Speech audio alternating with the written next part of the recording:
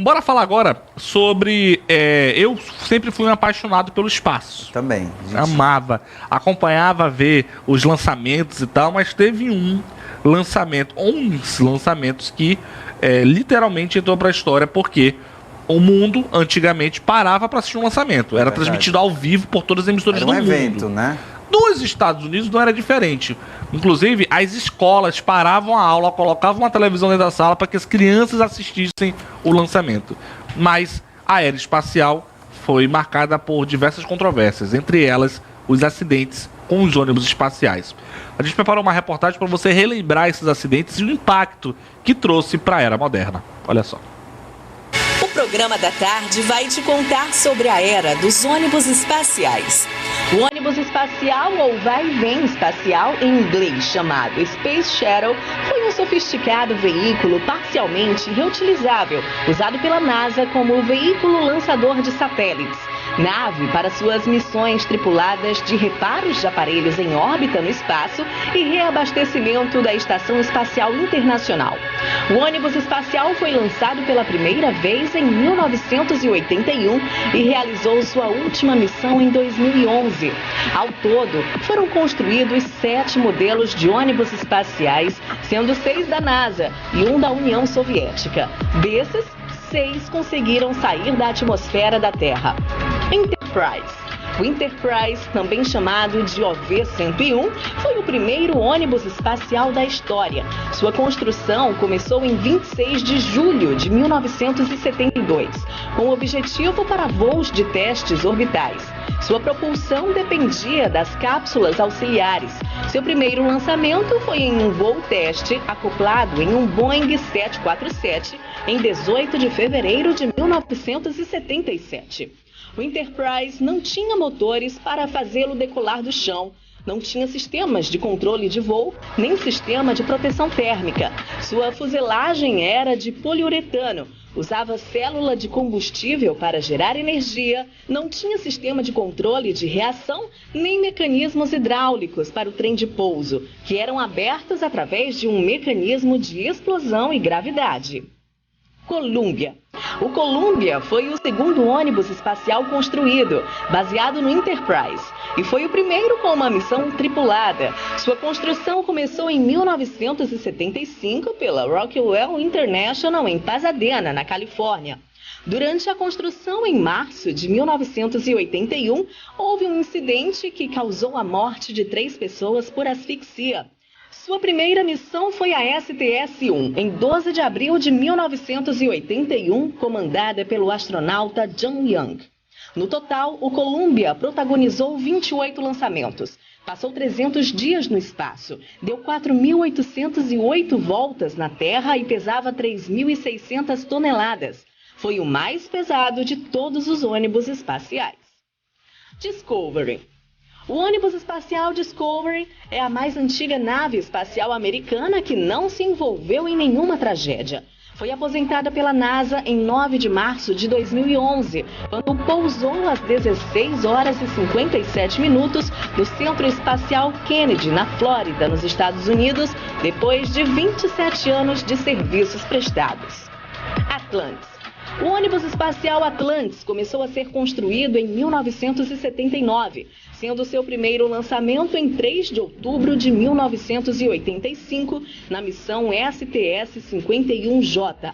Foi completada em metade do tempo do Columbia. Endeavour. A Endeavour, construída com as peças remanescentes e de reserva do programa dos ônibus espaciais americanos, em substituição da fatalmente desintegrada nave Challenger em 1986, teve sua primeira missão designada STS-49, lançada em 7 de maio de 1992, lançando o satélite Intelsat 603. Dream Chaser. O Dream Chaser Cargo System é um avião espacial estadunidense reutilizável que está sendo desenvolvido pela Sierra Nevada Corporation Space Systems. Se parece muito com um ônibus espacial moderno. O Dream Chaser foi projetado para reabastecer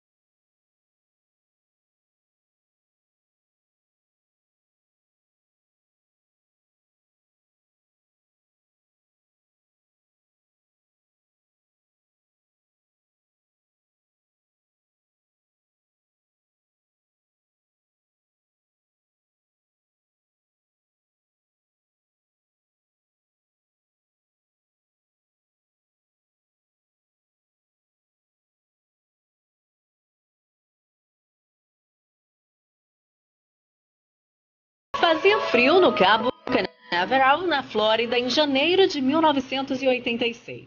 O cronograma inicialmente previa o lançamento do Challenger na quarta-feira, 22 de janeiro de 1986.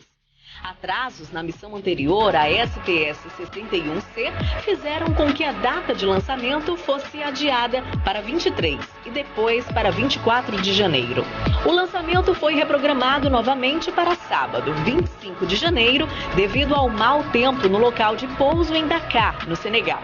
As previsões de tempo inaceitável no Centro Espacial Kennedy, em 26 de janeiro, fizeram com que o lançamento fosse remarcado para amanhã de segunda-feira, 27 de janeiro. Naquele dia, houve um atraso devido a problemas com a escotilha de acesso externa e depois más condições climáticas. As previsões para o dia seguinte eram de uma manhã bastante fria, com temperaturas próximas a -1 grau Celsius, que era a temperatura mínima permitida para o lançamento. O ônibus espacial nunca havia enfrentado essas condições e muitos de seus componentes, em especial algo bem importante chamado O-Rings, não tinham sido testados para lançamento nessas temperaturas. Em uma teleconferência na Tycho, um dos engenheiros, Roger Boisjoli, discutiu com outros colegas de profissão e relatou os riscos das baixas temperaturas aos gestores da NASA, pedindo que adiassem o lançamento. Não era o que eles queriam ouvir, contou Alan MacDonald, outro engenheiro da Tycho, aos produtores do curta O Grande Defeito. No meio da reunião, os executivos da Tycho pediram para discutir as questões em particular durante 5 minutos, o que acabou levando meia hora, e em seguida votaram a favor do lançamento. Esses detalhes só foram revelados mais tarde, após uma extensa investigação sobre o caso. Boisjoli foi um dos que discordavam veemente da decisão. Ele estava certo de que o Challenger iria explodir. Por poucos segundos após o lançamento, ele achou que felizmente estava errado, até que a explosão chocou milhares de pessoas que acompanharam.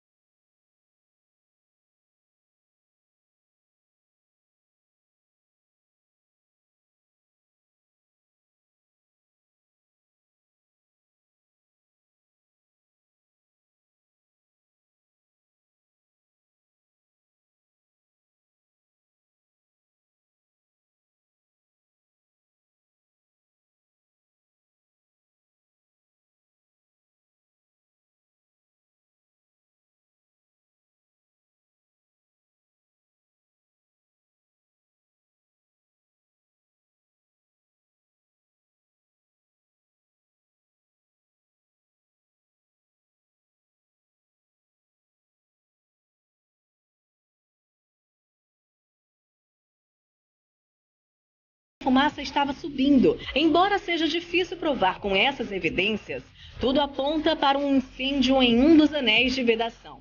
De acordo com a telemetria da NASA, aos 60 segundos houve uma queda repentina na pressão dentro do foguete, indicando que o buraco reapareceu e o combustível estava escapando.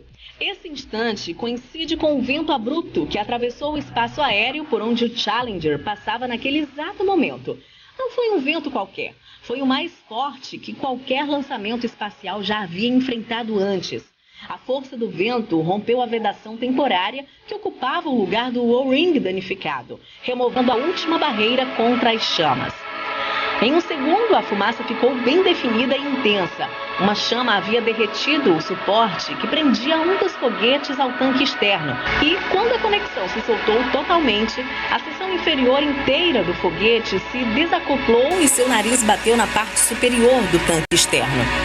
A fumaça, então, mudou repentinamente de forma, indicando que havia começado um vazamento no tanque de hidrogênio líquido, localizado na parte traseira do tanque externo. Mas a situação ainda parecia normal, tanto para a tripulação quanto para os controladores de voo. Aos 68 segundos, o controlador de voo, Richard Ocovey, informou a tripulação que era hora de acelerar. E o comandante Dick Scobie confirmou, acelerando. Esta foi a última comunicação do Challenger. Não foi possível determinar a causa exata da morte dos tripulantes. Embora a recuperação dos destroços do compartimento da tripulação tenha oferecido informações relevantes, os resultados foram inconclusivos. Aparentemente, eles sobreviveram às forças da explosão e ao rompimento do compartimento e provavelmente perderam a consciência segundos após devido à perda de pressão do módulo da tripulação. O grande número de crianças que viram o acidente ao vivo ou em vídeo no mesmo dia influenciou o discurso do presidente Reagan, que ficou conhecido como um de seus melhores pronunciamentos da história. E até aqui no Brasil, quem tinha televisão na época acompanhava esses lançamentos, né? Meu Deus, impressionante.